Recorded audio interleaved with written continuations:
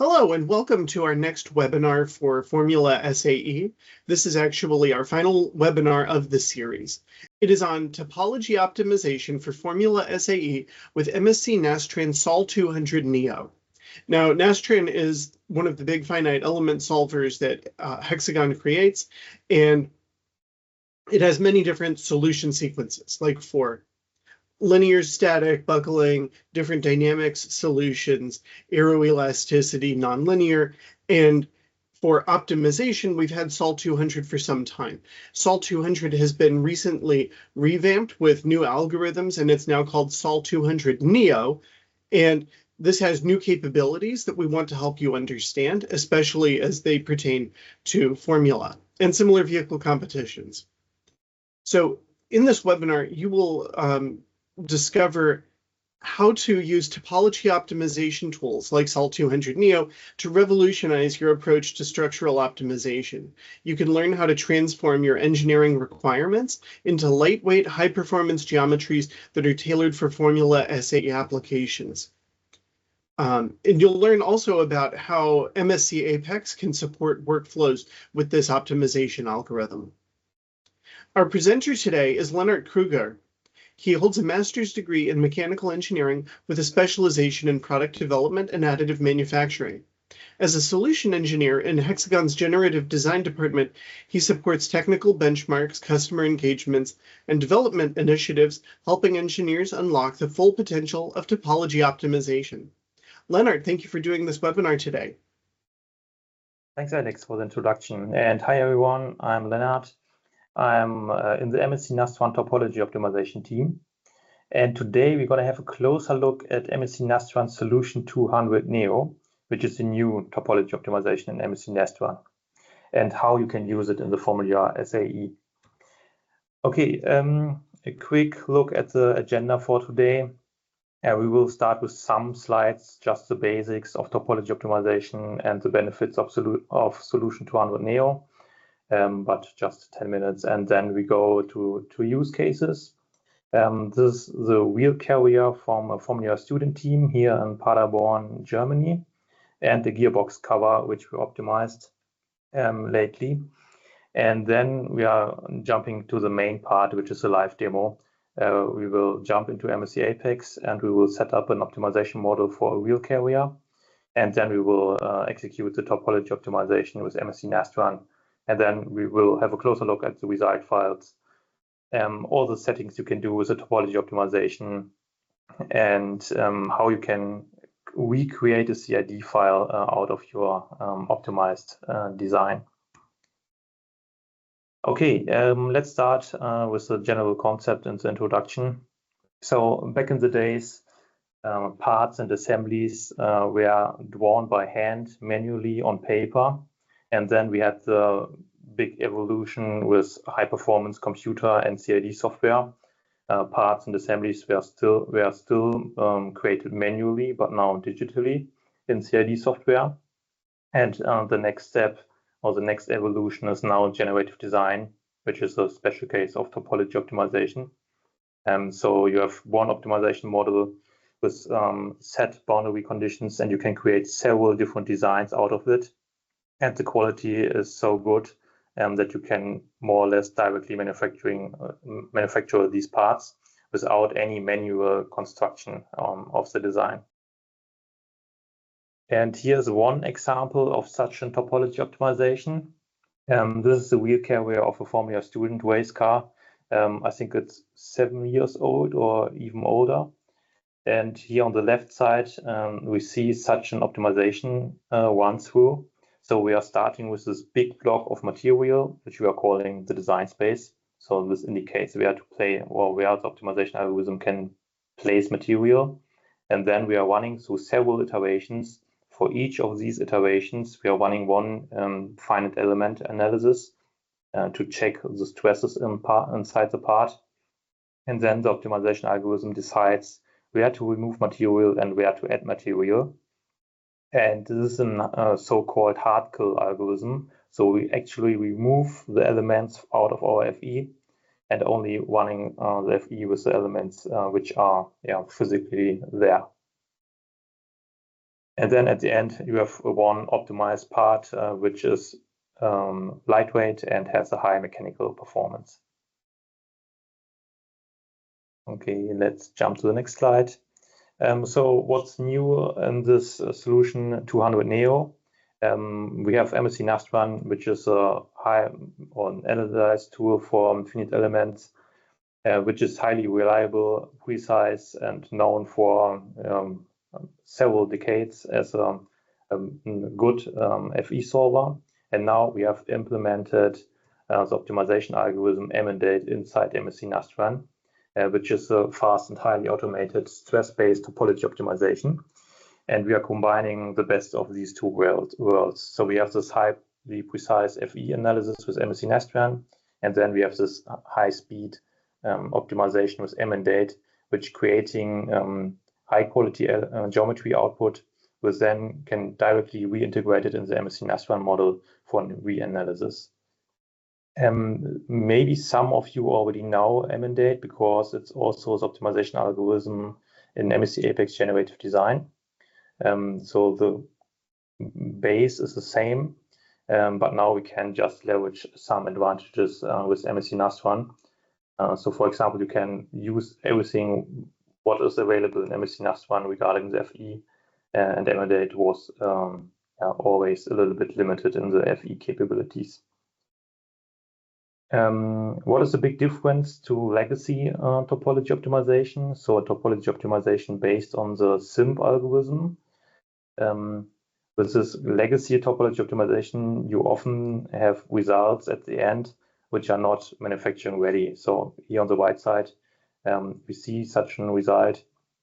You get high performance design at the end, but there's a lot of manual work to do. So you get as a result this mesh, and each of these elements has a density, and based on the density, you can see the outcome of the topology optimization, and then you have to interpret the result. Is this here a strut? Should this be in the final design? Is this here a shell, or are these more like the lattice structure? And then an engineer has to think about it and recreate the whole design. And with MNDate, you directly get a feasible design at the end, and there's no manual reconstruction needed. The big benefit in MSC Nastran Solution 200 Neo is that you can just use the default or standard MSC Nastran input files. You just have to change 3 or 4 lines, and then you're ready to run an optimization instead of a static analysis. But yeah, we will do this later. You can put in a full assembly and then just optimize one part of it. And at the end, you will get a geometry like this here on this rendered one here, which is always feasible, no disconnected struts or something, and it's automatically verified in MSC Nastran. We are doing this with the so-called submodel approach. So we're running the full MSC Nastran model, and then we are having a closer look at the area we want to optimize, and then only this area runs in MNDate with the reaction forces from MSC Nastran. We are remeshing this with our super voxel technology, and then we are recreating the part and integrate it back into the assembly. Okay, let's have a closer look at 2 use cases. This is the first one here, another wheel carrier. I think this time it's 4 years old. This is one for the electric drivetrain, and this is the direct output of the optimization algorithm, which we can see here. And this one was also manufactured with additive manufacturing and was used for several seasons in the racing car in the Formula Student here in Germany. And this is a quite nice example, because here on this exploration picture, we can see that there's a function integration. So this is the wheel carrier here, and inside the wheel carrier we have the electric motor, and on the outside of the wheel carrier we have this planetary gearbox attached to. So we have the full electric drivetrain without the battery inside the wheel carrier here, which is a really nice approach and a huge benefit here with additive manufacturing to manufacture something like this. Another example here is a cover of a gearbox. This is not done for additive manufacturing. This is done for aluminum die casting.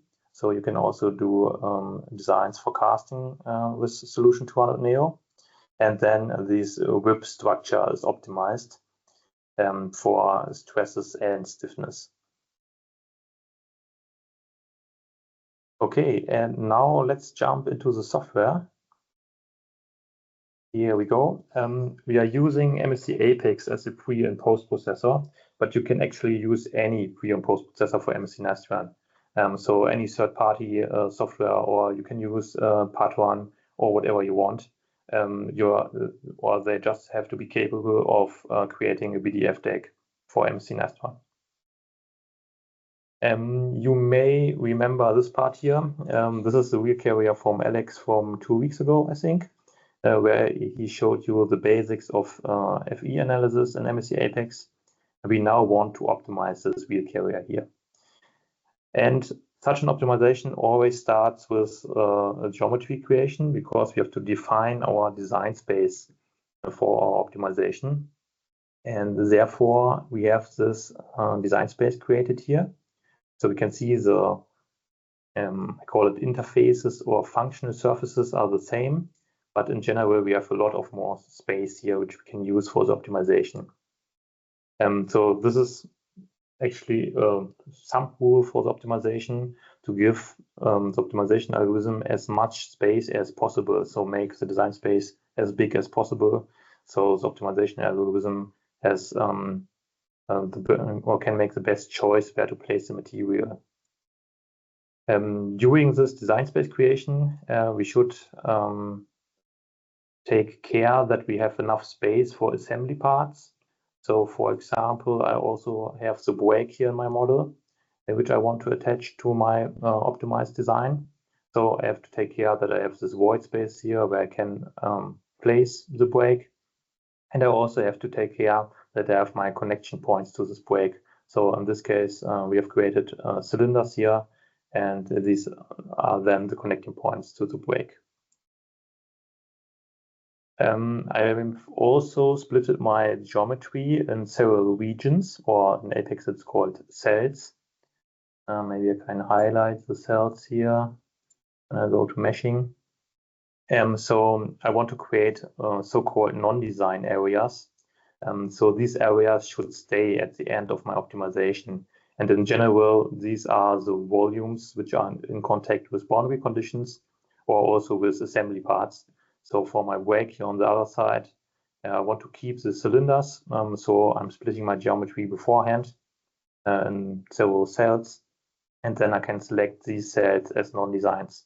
And at the end of the optimization, I will exactly have this cylinder here in my optimized design. Okay, because we are running MSC Nastran and not Apex Generative Design, we have to mesh our design space. This is a big difference, because in general, we are now setting up a Solution 101 model, which is just a linear static optimization model. And then we are just modifying it to one Solution 200. I'm now meshing all of my non-design areas here, and I'm meshing them quite fine, because in general, all of the non-design areas are the areas where boundary conditions are applied to, or where we have the contact to assembly parts. And in these areas, I want to have a high fidelity, a high accuracy in the FE. And the rest of the model I can mesh a little bit coarser, because I just need it for defining the load paths. This can be a little bit coarser than the non-design areas. Okay, here we go. And I also want to mesh my brake, because the brake is also part of the calculation. And we're getting the wheel forces then from the brake to our design space. Let's go for a quick element check. I think Alex did this also 2 weeks ago. Let's check if we have any invalid elements inside. If we had any invalid elements, we cannot start the optimization, but this looks quite good. Some bad ones, but this is fine for now. Then we want to run the optimization in the assembly, because we have this break here. We have to connect the break to our design space. And we will do this with RBE elements and with bar elements. And therefore, I will create a curve in the beginning. And let's grab the middle of the cylinder here and here to create a curve. And I also want to create a curve here from here to here. And maybe we get rid of the initial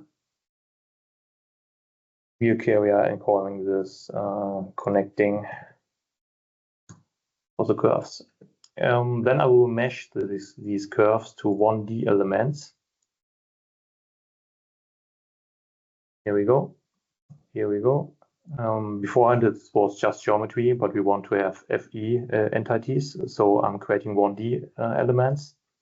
And now I can add my discretize here. This is just connecting this rod.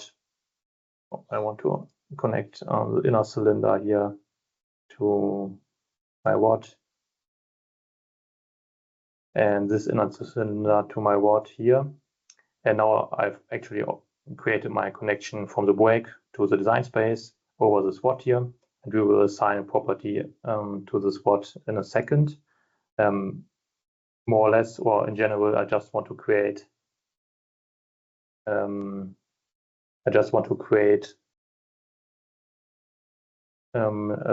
steel bolts which are connecting these, and these are just idealized steel bolts. Yeah, here we go. Maybe I can hide the break and the design space. So you can see we have now these widget or RBE elements and the beam in the middle. And now I'm assigning a property ID to this beam here. This is just a circle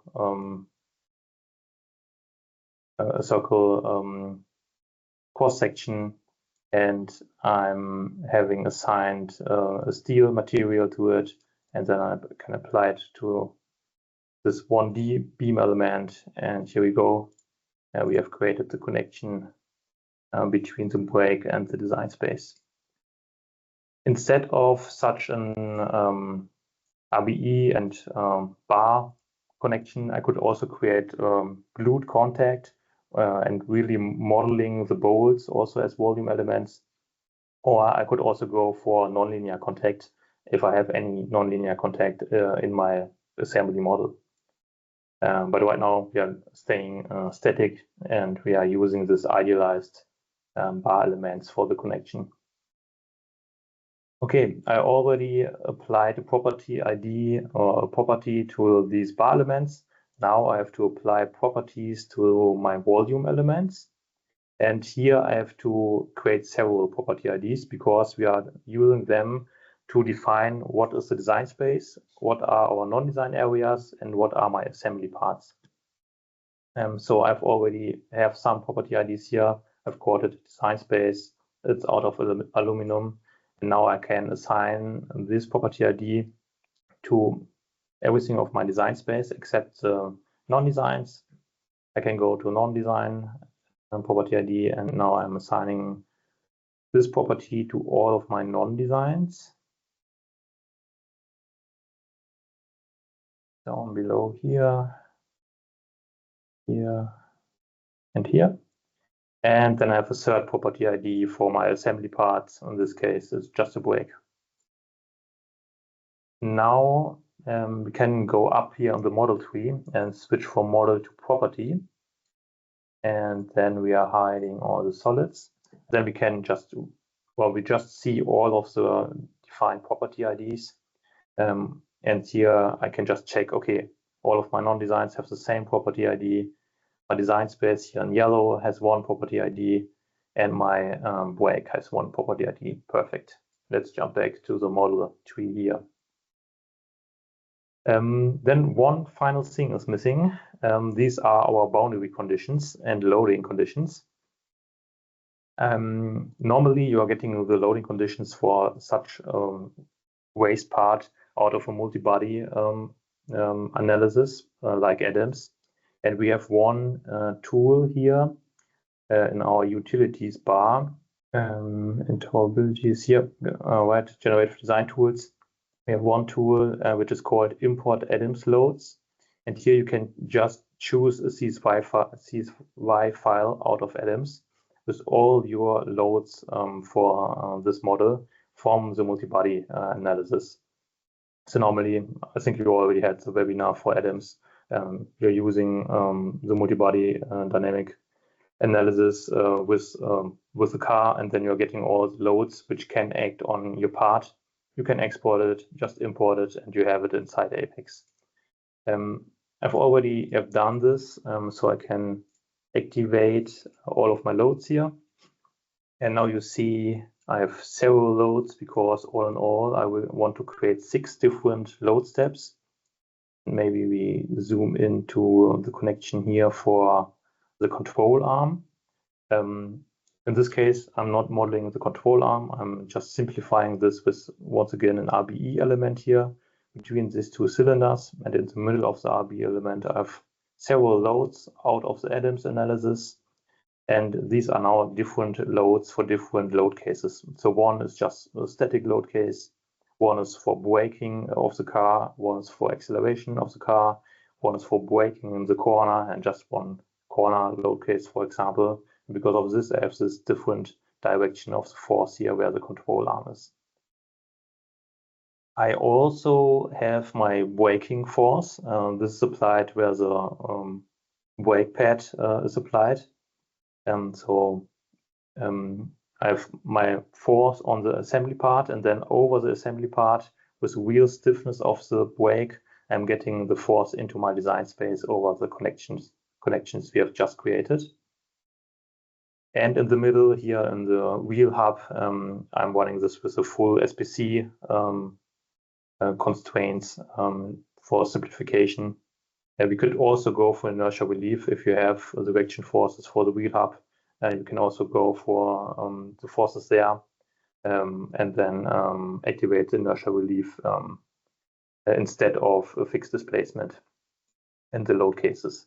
Then we have everything from the geometry and boundary condition side. So we have applied, or we have created the design space. We have selected our non-design areas. We have selected our assembly part. We have applied material properties or general property IDs to all of the elements.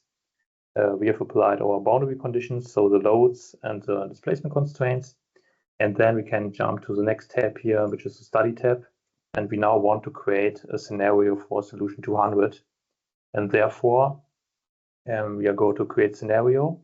And instead of solution 101 for linear statics, or solution 103 for eigenfrequency analysis, we're going for design optimization. And we are also going for 6 load cases overall and hitting apply or OK. And we already have linked our full model here, which is good. Starting the first time MSC Apex, you may see that you cannot select solution 200 here. Then you have to go first to the application settings and scenarios and studies, and then activate the display partially supported scenarios, which is I think solution 200 as well. Because we also have to use a utility afterwards, so it's not fully integrated in MSC Apex yet. So after creating the scenario for solution 200, we then can set up our load cases. So for all load cases, I want to have my single point constraints in the middle of my wheel hub here. So I activate this here on the scenario level, and then I go into my load cases. And I've created, let's jump back. I've already created load combinations for my different load steps. So for my static load step, for my braking load step, these are just combinations of my different forces here. And these can now be selected for my load cases. So for the first load case, We are creating the static load case. So when I click on this here, I can see there are 3 loads inside. Apply. For the next one, we are creating the braking load case, even more loads inside. And then we have the acceleration and corner load case. We have the load case for braking and corner, then pure corner load case, and the last one is an alternative corner load case. And this is actually everything we have to do. Now we have 6 static load cases, and all of them will be considered during the optimization. You could actually also add a load case for a modes subcase. So if you want to take into consideration eigenfrequencies, you could add a 7th load case with a single point constraints, and then we can set up a constraint afterwards for the eigenfrequency if we want to. But in this case, we're just going for these static or linear static load cases. We do not have any contact or glue in this model, but we want to request output, and therefore we go to output. I want to see afterwards in my verification one the stresses, and I also want to see the displacements. So let's activate displacement and stress. And if we set the tick mark here for plot, we will have this afterwards in the post-processing of MSC Apex. If you go for print, you will also have all the result values inside your FO6 text file. In most cases, you don't want to see all grid point results in your text file. And then we have set up our load cases. We have set up our output requests.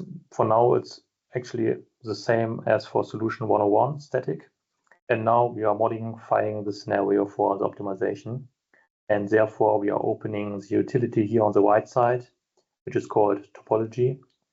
And here is the utility to now really set up the optimization parameters.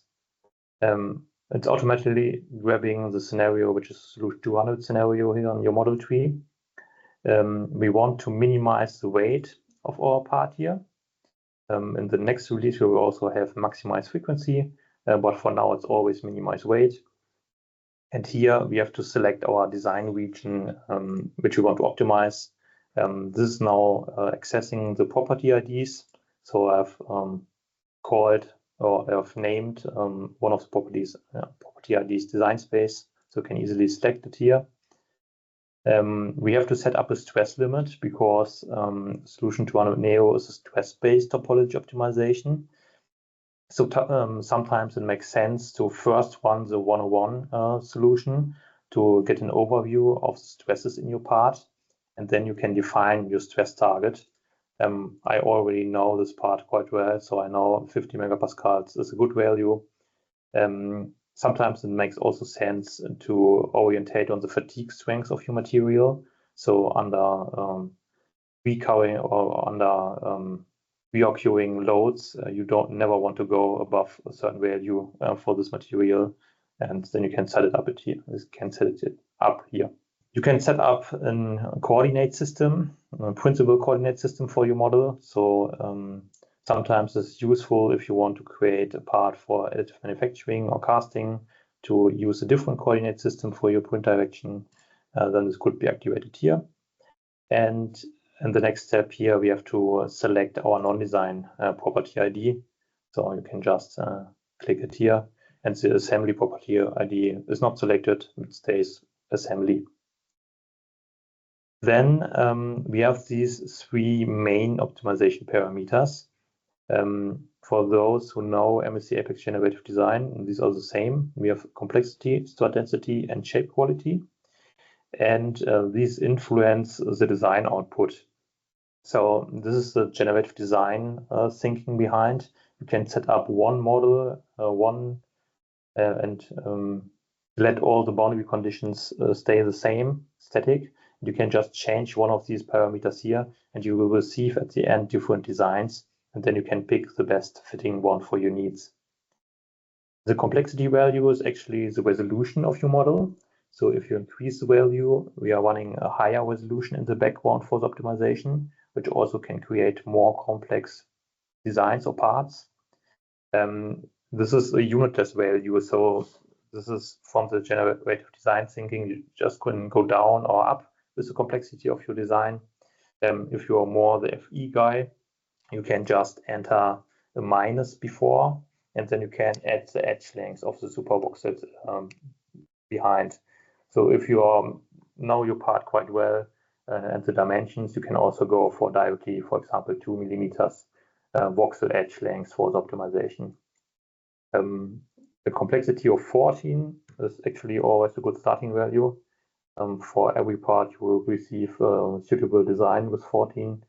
And from this point on, you can go up or down with the resolution of your optimization model. Then you have the strut density. This is just another option to change your outcoming design. Here you can choose between dense, medium, and sparse. So if you have a more strut-like design, you can decide if you want to have a lot of smaller struts or less struts and thicker struts. If you are running a casting optimization, this is also defining the density of the ribs.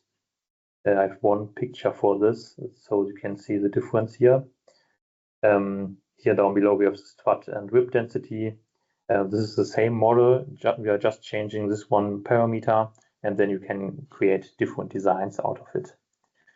So it's the same for the complexity. A higher complexity value will create a more complex design compared to the low complexity. And also the stress value we have entered before has a big impact on the design. Higher stress value will create a more lightweight design. A lower stress value will create a heavier and also more rigid or more stiffer design. And then down below here, we have the advanced settings. So these more or less regarding manufacturing and manufacturing settings. So for example, you can set up the member size or minimum and maximum wall thickness. So if you want to manufacture your part for additive manufacturing, and you know the struts shouldn't be below 2 millimeters in thickness, you can just enter it here. Or if struts shouldn't be thicker than 8 millimeters, you can do a setup like this. But for this example, we just go for a generic topology optimization without any further constraints. Under casting, you can activate the optimization for aluminum die casting or general die casting, and under overhang, you can activate the optimization for additive manufacturing. And then we are having a look at the build direction, so it's by default Z, and we are trying to create or prevent as much surface which needs support structure in additive manufacturing. But for now, we are just going for a general optimization because then you will receive the most mechanical performant part. Convergency and dynamic are really advanced settings if you are deep into the emendate algorithm. And then we have the symmetry setting. If you have a symmetric design, which this isn't, you can activate hard symmetry planes, but then you should also only create one half of your design. So for example, only the white half here, only applying boundary conditions on this white half, and then we will only calculate the white half and mirror it afterwards to the other side, and then you will have a perfect symmetric part. But it only works if you have symmetric boundary conditions. Even without activating this hard symmetry, we have a function which is called soft symmetry in the background. If you have symmetric boundary conditions, you will definitely receive a symmetric design at the end. Then here on the top, you can also switch to responses. This is for now just interesting if you are running an eigenfrequency subcase as well. Then you can set up a constraint for this eigenfrequency here with the responses. And in the next release with Apex in Nastran 25.2, you will also be able to set up a displacement constraint for for specified load cases. So for example, then you can add at this point here a constraint and say this shouldn't be moved more than, I don't know, 1 millimeter in this subcase, for example. And this also works for assembly parts. So I could say that the brake should move more than a specified value. Okay, then we are ready to go. I can hit apply and apply here and close this. And now the scenario was modified to a solution 200 Neo. We have applied our design objective, and we are also automatically added some bulk data entries, which are now also in our model tree here. You can double click on this. And this is actually what this custom tool or utility now did. This added the top var card for the Nastran one. It added design response for the Nastran one and the M&A parameters, which we need for the solution 200 Neo one. And now we can export the scenario here. You can directly run it. Then it will be exported in the background and executed. But we now export it here because we want to have a closer look at the BDF tag. I've already exported this here beforehand. I'm going for millimeters, and we can export it. And then let's jump to my folder here. And here's the BDF file. And now we can see it's not a solution 101 anymore. It's a solution 200 Nastran deck. We have a design objective inside, which says we want to minimize our mass. And we have all of our subcases here, which we have defined. So our braking and acceleration subcases and so on. And for the optimization, these are the main differences to the solution 101. We have added the top var card, which is referring the design space property ID. We have our stress target here inside. And we have these M&A parameters. So if you have a closer look, you see the complexity value of 14 here, the strut density of medium, and the shape quality of balanced. And we are running overall 3 design cycles. This is the Desmax entry here. I will explain design cycles in a second. Unfortunately, we have one bug in the 25.1 release regarding the output files. By default, MSC Apex creates an H5 output for the input and output files. And sometimes this can lead to a hang when you start optimization. And because of this, we are changing this to HDF5 output 3. This just means we have only the output files without the input files in the H5 file. And then we are ready to start the topology optimization. I will do this over the command line. We are calling MSC Nastran with the BDF tag here. Let's go. And then Nastran will start.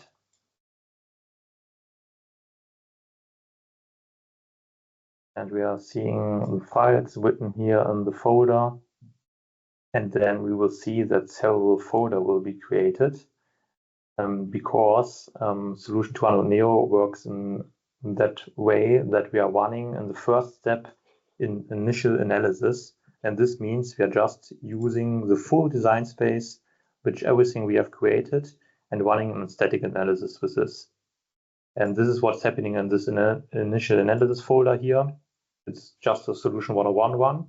And when this is done, we are grabbing, it's already done, we are grabbing the reaction forces between the design space and the non-design areas. And with these, we are running the optimization. So this is our submodel. We are not having a closer look at the brake because we are getting the reaction forces where the connection to the design space is. And with this, M&A starts to run.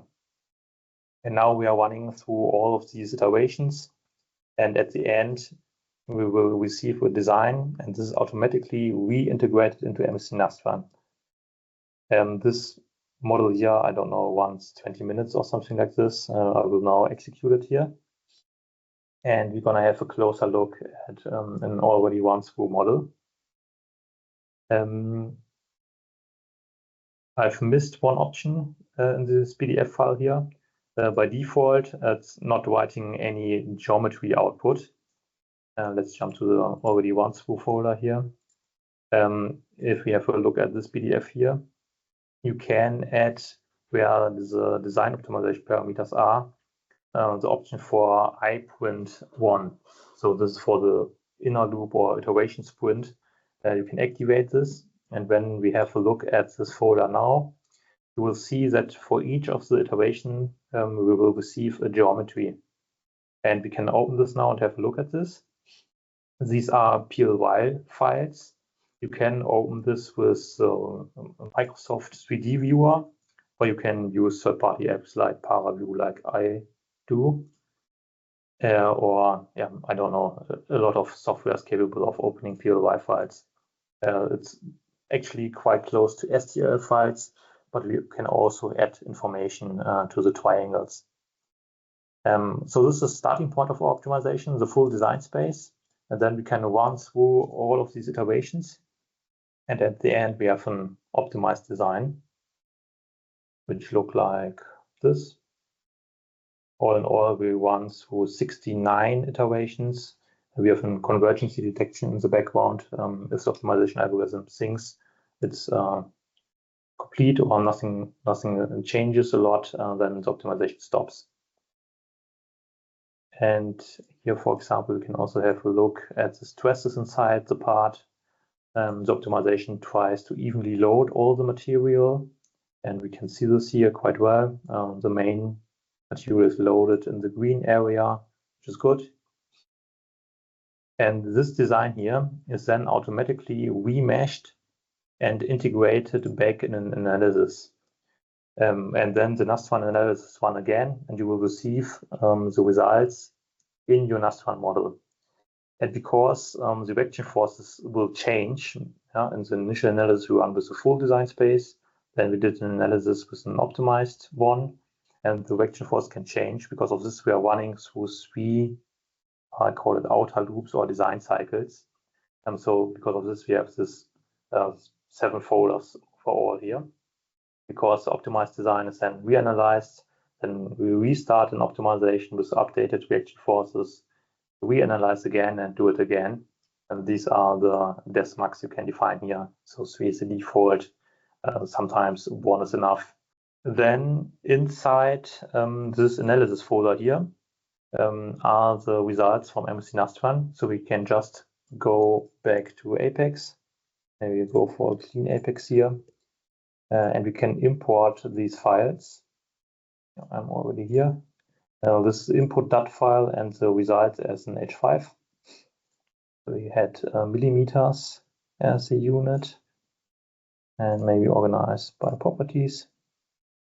And then we can import this, and we have our optimized geometry fully automatically inside Nastran model. So here is our optimized geometry, and we have still the connection to our break. And we can now just jump to the post-processing and have a closer look at the performance of our optimized part. So now I could go for the breaking load case. I think this is the second one. Yeah, and I could now activate the stress plot. And we've optimized for 50 megapascal, maybe setting the upper limit to 100. And now we can see we deactivate the deformation. We can see now how the load case is using the material. So for this breaking load case, this is the main slot here between the breaking connection point and our upper connection to the control arm. We use a different subcase. You will see different stresses, and we can also now check out our displacement field here, and maybe this point where the control arm is connected to is the most interesting one. Then we can check out the displacement there and maybe change our stress goal if we need a stiffer part. or in future, just set up a displacement constraint for this point there. Okay, I hope this was quite clear how to set up a model, and then afterwards it's more or less everything automatic. Nastran just starts and runs through all of these folders, and at the end you have one analysis folder. You can reomit, you can check out the optimized part, how it performs in the assembly context.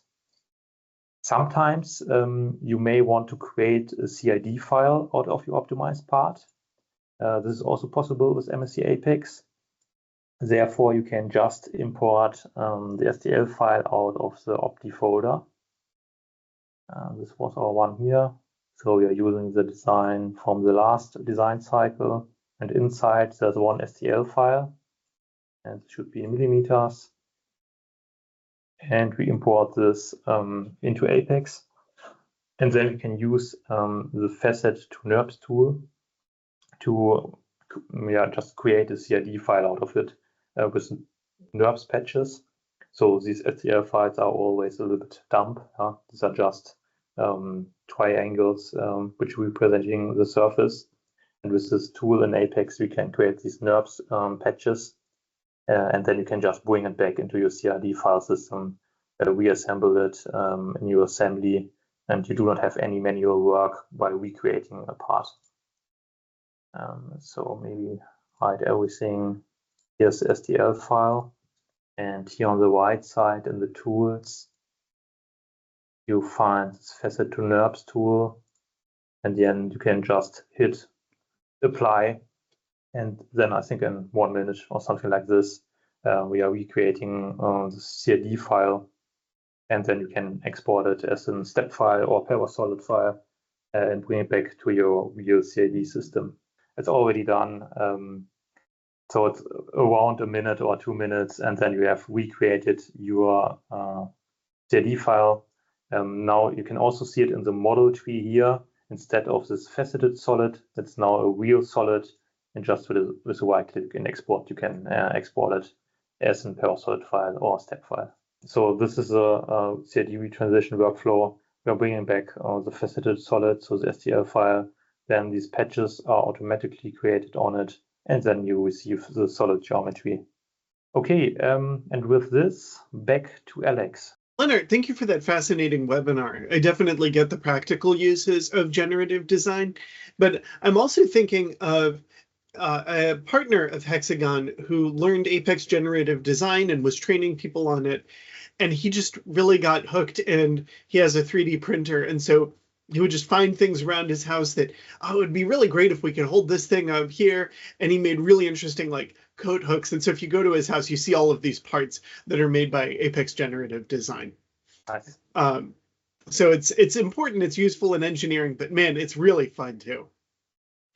If you want to try out Hexagon simulation software yourself and you're on a student competition team, you can get our full commercial versions for free at the link that I've shown here in this slide. And there will be a clickable link on YouTube and in the chat if you're with us live. And again, that includes full commercial releases of all of the products listed here, including MSC Apex Generative Design and MSC Nastran SOL200 Neo. We also have free student editions, and one of our newest student editions is Apex Generative Design. The student editions do not yet support SOL200 Neo, but you can experience generative design through MSC Apex Generative Design. This is the last webinar in the series. You can look back on it. You can find any webinars that you missed or any related materials, like if you want to have the starter files to do the activities on your own at our Sim Companion page. The recorded webinars are available on YouTube, and you can follow us on LinkedIn for updates on wrapping up the webinar series and really for all of the ways that Hexagon can support people in academia. With that, we are ready for questions and answers. Leonard, I'm wondering if you can give me a sense as to where if somebody is a new user and they're interested in checking out generative design, who would want to start with Apex Generative Design and who would want to start with SOL200 Neo? Yes, so MSC Apex Generative Design is more for the designers which have the high knowledge in FE analysis. So it's more like I have a geometry, I don't want to mesh anything, I want to place a load here and there, and then you are ready to go. And you have this live post-processing in Apex Generative Design. But you have some disadvantages in the FE capabilities. So you cannot use assembly parts with a correct connection. The RBE or C-brush elements aren't there. And in general, you do not have the impact of the full assembly. This is a huge benefit if you can calculate, for example, the attach brake as a part.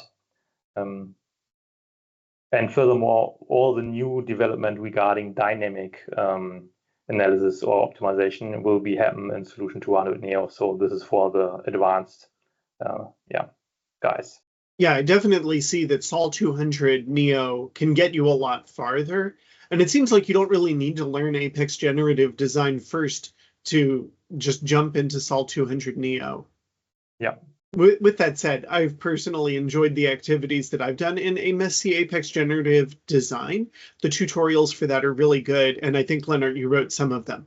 And so the link for that is included in the chat, and I hope you don't mind me including that on the YouTube description also, even though the focus of this presentation has been SOL200 Neo. But I think that both are good, and it's worth, letting people have a chance at either. Yes. So maybe I can show you this the page real quick here. For MSC Apex Generative Design, we have a special conference page, which is all about MSC Apex Generative Design. And here you can find a lot of tutorials and also even the projects of Apex Generative Design. So there are always the input files, then a step-by-step tutorial, what to click in Apex Generative Design. And at the end of the page, you normally also find the full project with optimization results inside. So you do not have to run it completely if you don't want to, if you only want to see how a model is set up and what is the outcome, you can access this here. For Solution 200 Neo, the full documentation is in the MSC Nastran documentation. So the quick reference guide is the way to go, which is delivered with the MSC Nastran installation. Or you can also jump to the Nexus documentation page, which is just nexus.hexagon.com. And there you will also find Solution 200 Neo with a separate section here. This is the card we have added with the utility in Apex. You can also set up several different things like a hole function and so on and so on. And this is everything covered in the Nastran documentation. So we've talked some about learning. Do you have any other learning resources that you would point people to, or do you feel like go to the tutorials that we've linked to on Atlassian for getting started with MSC Apex Generative Design and the Nastran manuals that we mentioned? Yes, I think this is the best way to set up a first model, just to follow the tutorial. And then I think it's just learning by doing. Take your own part, maybe your real carrier, and set it up like I did. And then you will learning by doing. You will receive the correct error messages and warning messages from Nastran and Emendate, and we always try to make them as understandable as possible. So if you have set up anything wrong, you will see a message. You have missed to assign a material for this and that, or something like this. So, yeah. And do you have any tips for people who are getting started with SOL200 Neo? Any tricks that might help them overcome difficulties as a new learner? So the nice thing with Solution 200 Neo is that it's just based on a standard Nastran BDF deck. So if you are able to create a Solution 101 deck, you will be able to create a topology optimization deck just by adding the one additional card to the BDF deck or use the utility in Apex. It's if you know the basics of FE analysis, you will be able to start the topology optimization. That's great. Thanks. Well, Leonard, thanks again for preparing this webinar. I found it really interesting. And thank you to everybody who attended and those who are watching on YouTube. If you are interested in trying SOL200 Neo and you're on a student team, again, you can sign up for the student competition bundle. And reach out to Hexagon if you need help getting started, especially if you're a student or a professor. All right, thanks everyone. Have a great day. Bye. Thanks, you're welcome. Bye-bye.